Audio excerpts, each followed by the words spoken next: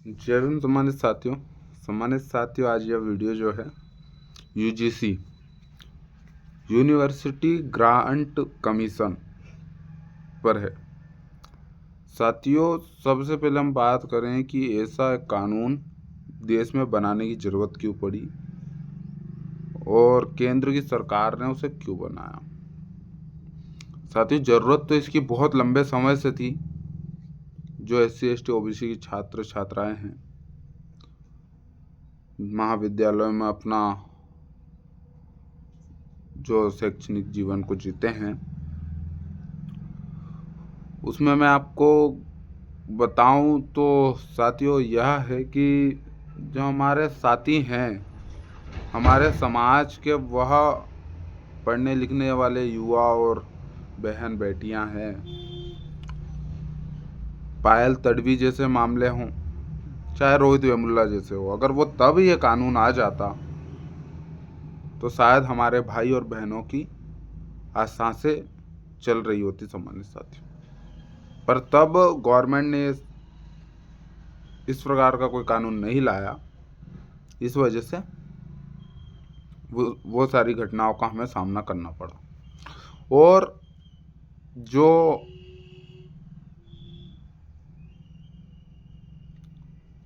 केंद्र की सरकार है, ये कितनी दोगली है, ये मुझे बताने की आप लोगों को ज़रूरत नहीं है ना। सम्मानित साथियों, कहने का मेरा यही तात्पर्य है कि लगातार जो है SC ST OBC को तमाम अवसर दे करके वो अवसर छीनने का काम ये तमाम पार्टियां करती हैं, तमाम संगठन करते हैं। और यूजीसी से दिक्कत क्यों, यूजीसी से दिक्कत क्यों, ये जानने के लिए हम लोग यहाँ हैं। तो सामान्य साथी, यूजीसी से दिक्कत इन्हें इसलिए है कि वो जो अधिकार SC ST एक्ट में है, उसी प्रकार के जो राइट्स हैं सेपरेट तरीके से SC ST OBC को भी दे दिए गए। अब मुझे बताएं, क्या SC ST OBC जो है अपने हक के अधिकार भी नहीं ले सकते? और अगर ले सकते हैं तो दिक्कतें नहीं होना चाहिए। हम बात करते हैं जैसे एकता अखंडता की, तो फिर यहाँ कहाँ है आपकी एकता अखंडता? एक भाई के विरोध में दूसरा भाई क्यों, एक भाई के विरोध में दूसरा भाई विरोध में क्यों, ये सोचने वाली बात है। और जो अपर कैटेगरी के लोग थे,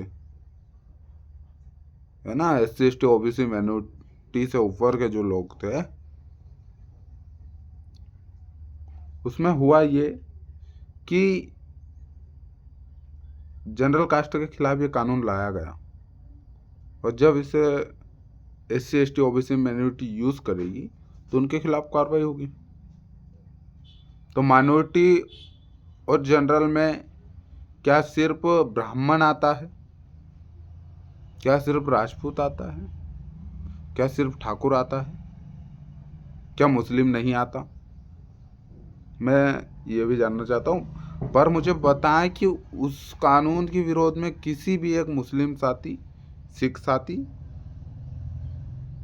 ईसाई और तमाम धर्म के लोग खिलाफ थे? और अगर नहीं तो आपको समझने की जरूरत है। और ऐसा जो कानून एक बनता है जो कि SC ST OBC को उनको प्रोटेक्ट करने का काम करता है, उनके अधिकारों को प्रोटेक्ट, सुरक्षित रखने का काम करता है, उनको सुरक्षा देने का काम करता है। ऐसा कानून जब एक बार बनता है तो उसे तत्काल सुप्रीम कोर्ट रोक भी लगा देती है। मैं न्यायपालिका का सम्मान करता हूँ सम्मानित साथियों, पर मैं यहाँ समझने की ज़रूरत है, आपको समझाना चाह रहा हूँ कि एक्चुअल में इस देश की स्थिति अभी क्या है और यहाँ हो क्या रहा है, आपको समझना पड़ेगा। तो सदन में कानून बनता है, सुप्रीम कोर्ट उस पर रोक लगाती है, उसे कुछ टाइम के लिए होल्ड करवाती है और एक तारीख दी गई है जिस पे सुनवाई होगी कि लागू करना है, खत्म करना है। आप लागू करो, खत्म करो, सरकार सत्ता में आप हो, आपके लोग मजबूत है, सशक्त हैं, पर याद रहे Bahujan Samaj, SC ST OBC इतना कमजोर नहीं कि अपने अधिकारों को बचाने के लिए घर में बैठा रहेगा। हम हमारे अधिकारों को बचा सकते हैं, पर कितनी दोगलई है इस केंद्र की सरकार में, इस चीज से आप भयभीत जानते हो और आपको समझने और समझाने की जरूरत नहीं है मुझे, पर मैं बता रहा हूं आपको कि आपको समझना पड़ेगा कि आपका अपना कौन है, आपके लिए कौन लड़ रहा है, आपकी बात कौन कर रहा है।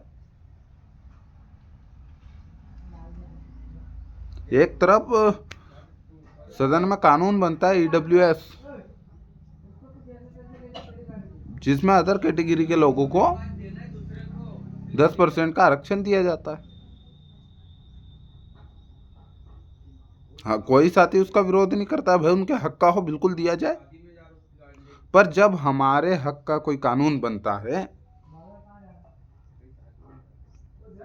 तो उसको विरोध में साथी क्यों, उसके विपक्ष में लोग क्यों, ये समझने की जरूरत है आप लोगों को।